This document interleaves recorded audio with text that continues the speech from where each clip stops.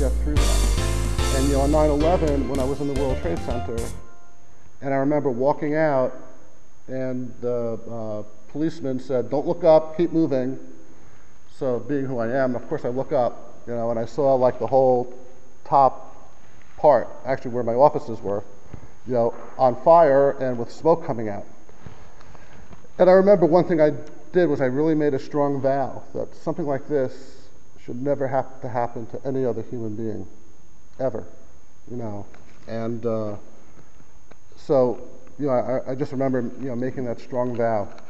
And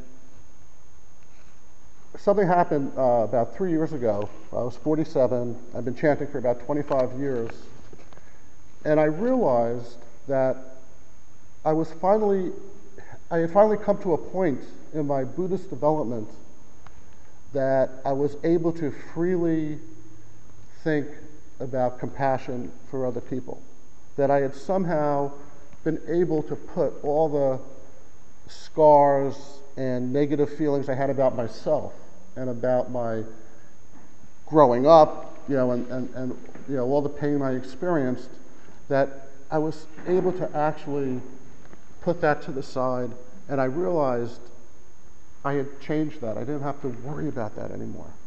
And that at that point, I was actually able to start, I had given it lip service, but really able from my heart to start being concerned with helping other people. And then to just be able to find my way, find how I could do that to fulfill my mission for coming into this world, at this time. And so there's a little commercial here. So when we study the Lotus Sutra, in our monthly studies, we see how the two groups of the highest believers of Shakyamuni, they kind of went through the same thing, right? Where the first part of their practice was focused solely on them. And then after about 42 years, the Buddha said to them, okay, now you got to start thinking about other people. Yes, you've mastered this, but the trick or the key of Buddhism is not for yourself. It's compassion for other people. And the whole point of my being here is to teach people compassion for other people, right? So then I thought, okay, well, it took them 42 years, 25 isn't so bad, So if we go back to the Buddha's original vow, to make everybody equal to him, and then we have this whole sense that, we are all here supporting each other, right? Maybe, I'm teaching today and maybe you're teaching tomorrow, and how can we support each other so we could all, find, this great path so we could fulfill our own individual missions and help, other people. And to not be afraid, to think outside the box. Like my son was telling me this morning about this movie that I haven't even wanted to watch, Hotel Rwanda, because I know I would just get so upset. And and basically it's, the West came in to help the Rwandese, but instead of helping them, they just took out the foreigners who were living in the country, and they left all the native Rwandans there to be slaughtered. Right? And so one thing I'm saying to myself, well, how could they have taken everybody out? And then, I realize that's just like a 50-year-old, conservative man thinking. But how can you think outside the box? How can we, when we think that way, but catch ourselves? Like imagine, why would it be impossible to think some other way? How can we do that? And to somehow cultivate the wisdom in us, so we can break outside of the chains of these boxes, that want to keep us, compartmentalized.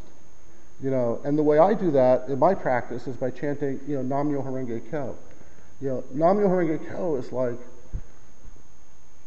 besides what it means, theoretically, it's like a boost of energy.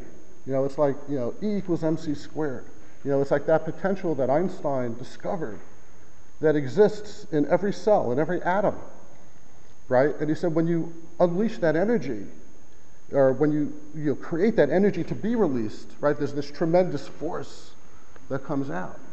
And unfortunately, science, put that in the form of a bomb, But, Nichiren Daishonin, as the successor to Shakyamuni, in Japan in the 13th century, said the practice for this time is to chant Nam-myoho Renge Kyo, and then that unleashes that Buddha wisdom and that energy from within our lives, so we can break the chains of karma. So karma does not have to be, predestined. That we have, this incredible, incredible power in our lives. And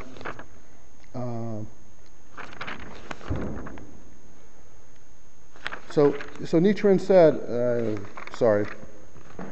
he basically said, if Nichiren's compassion is truly great, then Nam-myoho Renge Kyo in the Lotus Sutra will spread for 10,000 years. Right? So he said that about 800 years ago.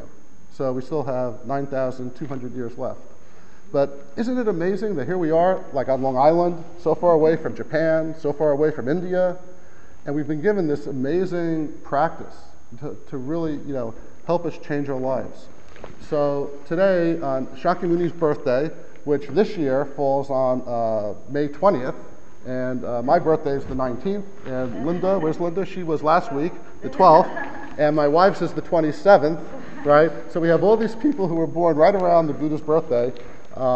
Let's really, out of our appreciation, really find a way that, make a vow for our lives from now through the rest of our lives, to really become happy and to really find ways to help other people, become happy themselves. So thank you very much.